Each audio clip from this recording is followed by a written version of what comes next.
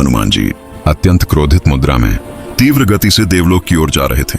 उनके उस प्रचंड रूप को देखकर सभी देवता भयभीत होकर इधर उधर छुपने लगे। कोई भी उस क्रोधाग्नि का सामना करने की हिम्मत नहीं कर पा रहा था। तभी हनुमान जी ने अपनी दिशा मोड़ दी और सीधे यमलोक की ओर बढ़ चले। यमलोक के द्वार पर पहुंचते ही उन्होंने ऐसी गर्जना की कि यमपुरी की नींव हिल गई।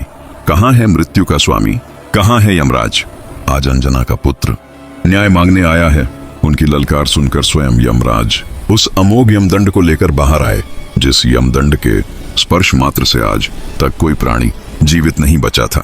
यमराज ने क्रोधित स्वर में कहा, हे बालक, तू काल के नियम को चुनौती दे रहा है। मृत्यु ब्रह्मा का विधान है, उसे कोई नहीं बदल सकता। यह सुनते ही हनुमान जी का क्रोध 7वें आसमान पर पहुंच गया। उन्होंने अपनी गदा उठाई और यमराज पर प्रहार कर दिया। यमराज ने भी अपना यमदंड हनुमान पर दे मारा। ब्रह्मांड ने सांसें रोक लीं, पर जिस यमदंड से दुनिया कांपती थी वह हनुमान के वज्र जैसा शरीर छूकर निष्प्रभ हो गया, क्योंकि पहले ही सूर्य को फल समझकर निगल जाने पर यमराज ने स्वयं हनुमान को यमदंड से अभय का वरदान दे दिया था।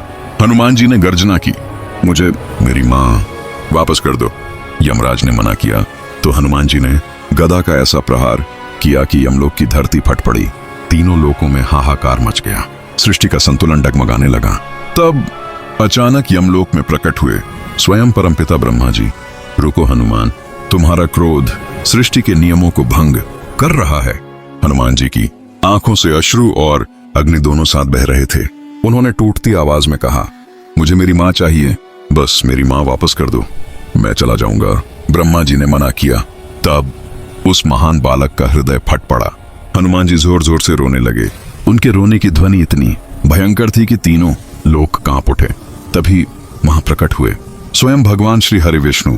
भगवान विष्णु ने मुस्कुराते हुए माता अंजना के प्राणों को एक दिव्य ज्योति के रूप में हनुमान जी की हथेली पर रख दिया। हनुमान जी दौड़े गंधमादन पर्वत की उस कंदरा में पहुंचे, जहां उनकी मां का निश्चल शरीर पड़ा था।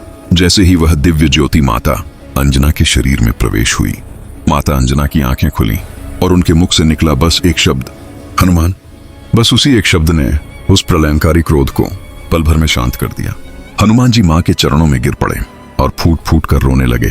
पर कहानी यहीं खत्म नहीं होती, क्योंकि इसी वीडियो में आगे देखिए वो हैरतअंगेज दृश्य, जब रावण को परास्त करने के बाद बाली अहंकार में चूर होकर हनुमान जी को ललकारने लगा और सामने आकर उनकी आधी शक्ति खींचने की कोशिश करने लगा।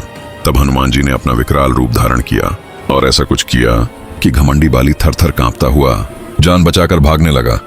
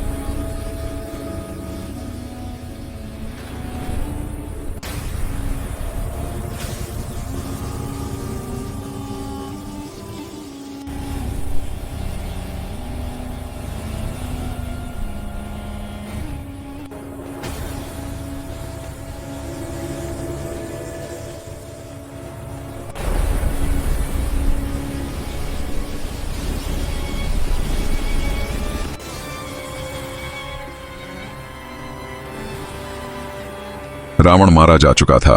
लंका जा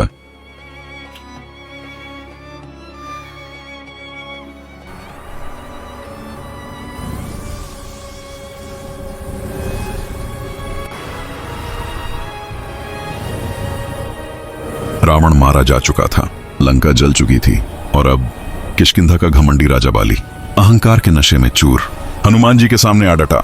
बाली घमंड भरी हंसी, हाँ हाँ हाँ हाँ, अरे वानर, तूने रावण को मारा तो क्या हुआ? मैं बाली हूं, मेरे सामने जो भी आया उसकी आधी शक्ति अपने आप मेरी हो जाती है। आज तेरा भी वही हश्र होगा। धड़ाक की आवाज।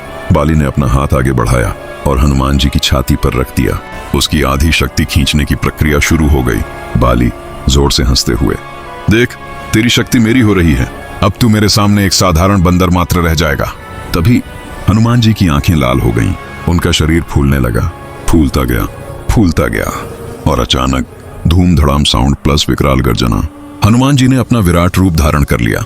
उनका एक एक रोमपाड़ जैसा उनकी पूंछ आकाश छूने लगी और उनकी एक आंख से अग्नि, दूसरी से बिजली झलकने लगी। हनुमान जी, ब्रह्मांड कंपा देने वाली गर्जना।